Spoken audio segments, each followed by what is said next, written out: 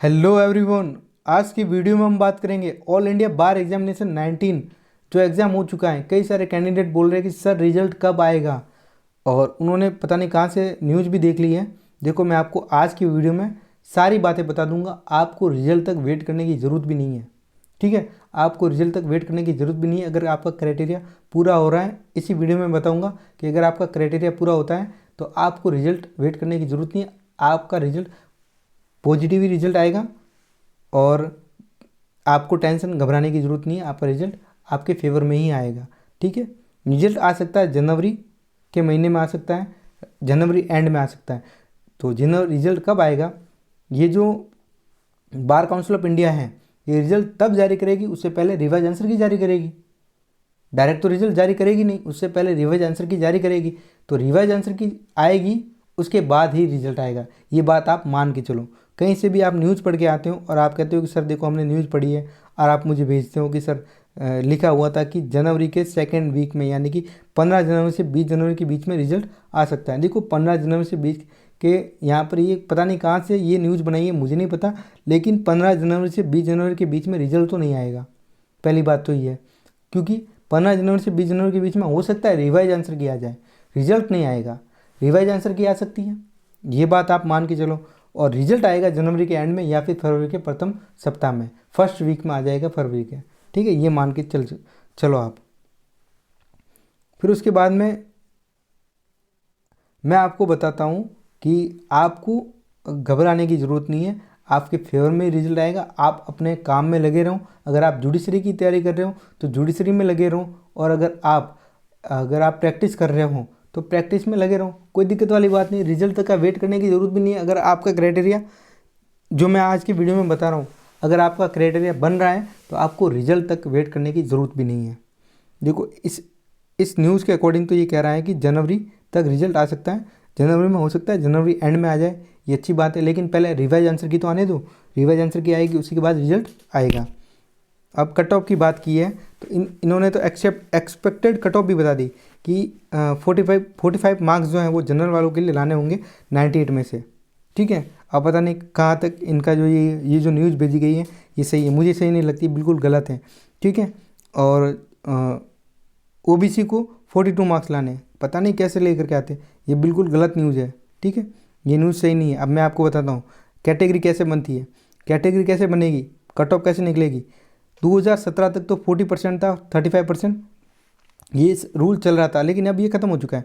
ये रूल्स है ही नहीं अपने पास में अब रूल्स है AIB 18 के बाद से जनरल ओबीसी है तो 45% लाने होंगे, और शेड्यूल कास्ट शेड्यूल ट्राइब हैं तो 40% लाने ही होंगे 100 में से।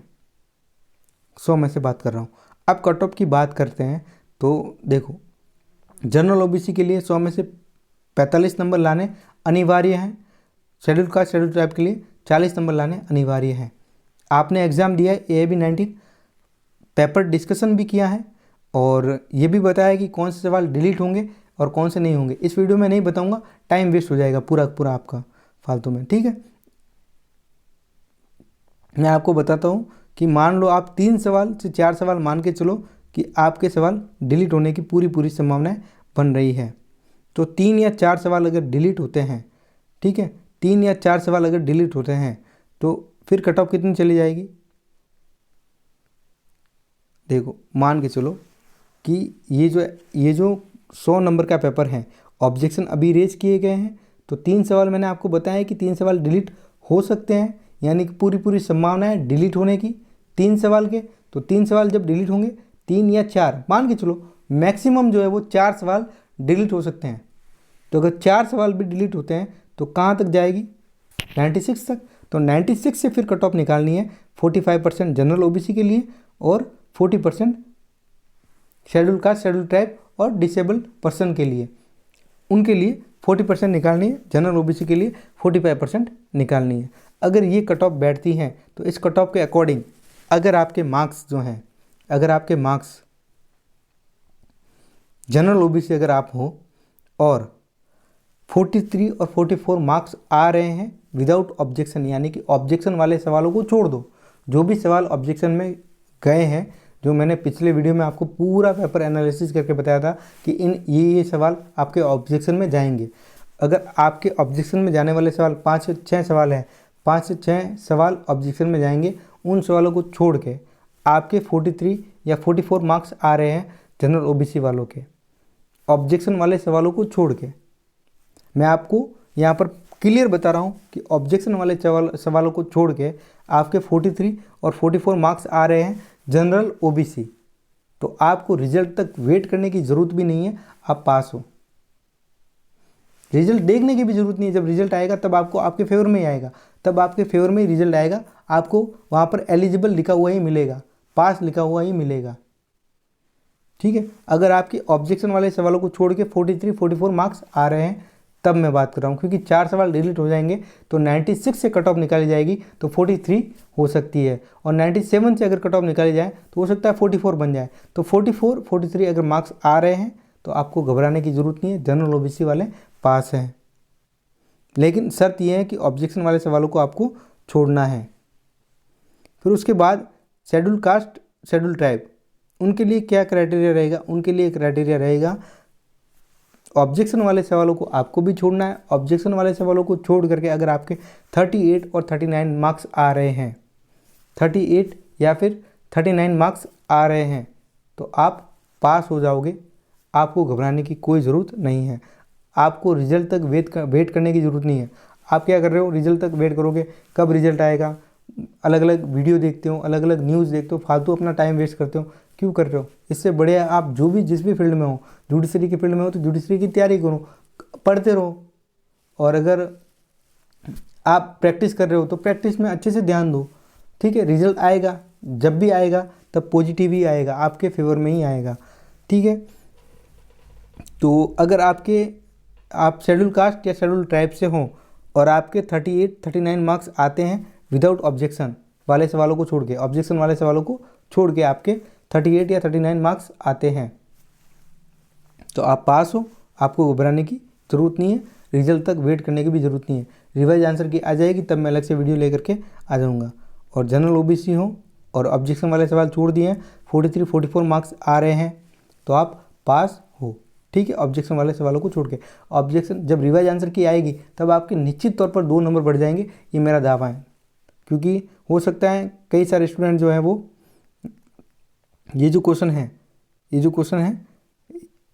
एडमिनिस्ट्रेटिव लॉ का, इसमें हो सकता है 2 आंसर दे दें, तो 2 आंसर जब दे दिया तो आपका 1 नंबर वैसे ही बढ़ जाएगा। ठीक है, और हिंदू मैरिज एक्ट वाला भी एक सवाल है, ये भी अगर किसी कैंडिडेट्स ने डी करके आए हैं और ऑफिशियल आंसर की में तो बी दे दिया है, तो बी देने पर आपका 1 नंबर कम हो गया। तो अगर रिवाइज आंसर की आएगी तो आपको देखने को मिलेगा डी आंसर सही हो जाएगा, आपका 1 नंबर बढ़ जाएगा।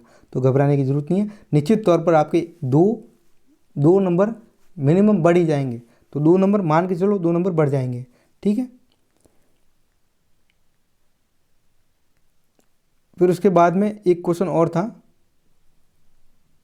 हाँ, ये रॉबरी वाला जो क्वेश्चन है, ये क्वेश्चन जो बीएनए से पूछा गया था, यहाँ पर भी आपके नंबर बढ़ने की पूरी संभावनाएं बन रही हैं। और ये जो लैंड एक्विजिशन एक्ट से पूछा गया था तो यहाँ पर भी पूरा चांसेस है कि आपके नंबर बढ़ेंगे ही बढ़ेंगे जब रिवाइज आंसर की आएगी तब। कैसे बढ़ेंगे कि अगर जिन्होंने बी आंसर जो है वो 1 2 और 3, ये जो तीनों ऑप्शन सही करके आए हैं, ठीक है, ये तीनों ऑप्शन सही करके आएंगे क्योंकि बेरेट में तीनों ऑप्शन सही हैं। तीनों ऑप्शन अगर सही करके आए हैं तो आपको नंबर मिल जाएंगे, क्योंकि रिवाइज आंसर की में ऑप्शन ये 1 और 2 यही सही बताया है। ठीक है, लेकिन नॉन ऑफ द अबव यानी कि 1 2 और 3 ये तीनों ही सही है। तो अब आपको बार बार न्यूज़ देखने की ज़रूरत नहीं है, जो आप गलत न्यूज़ देख लेते हो, फालतू न्यूज़ देखते हो। क्या मतलब न्यूज़ देखने से ऐसी, और फिर परेशान होकर के मैसेज करते हो कि सर ये हो जाएगा वैसे हो जाएगा। टेंशन लेने की ज़रूरत नहीं है, मैंने आपको इस वीडियो में पूरा बता दिया है। ठीक है, ऑब्जेक्शन वाले सवालों को छोड़ के जनरल ओबीसी हैं तो 43 44 मार्क्स आ रहे हैं तो आप बिंदास, रिजल्ट का वेट करने की भी ज़रूरत नहीं है, आप अपने काम में लगे रहो। और शेड्यूल ट्राइब है तब भी आप अपने काम में लगे रहो, आपका मार्क्स 38 39 आ रहा है तो ऑब्जेक्शन वाले सवालों को छोड़ के। ठीक है, तो फालतू के न्यूज़ में पढ़ने की ज़रूरत नहीं है। रिजल्ट कब आएगा? जनवरी के एंड तक आ सकता है, पहले रिवाइज आंसर की आने दो, उसके बाद में रिजल्ट की भी बात करेंगे। ठीक है, धन्यवाद।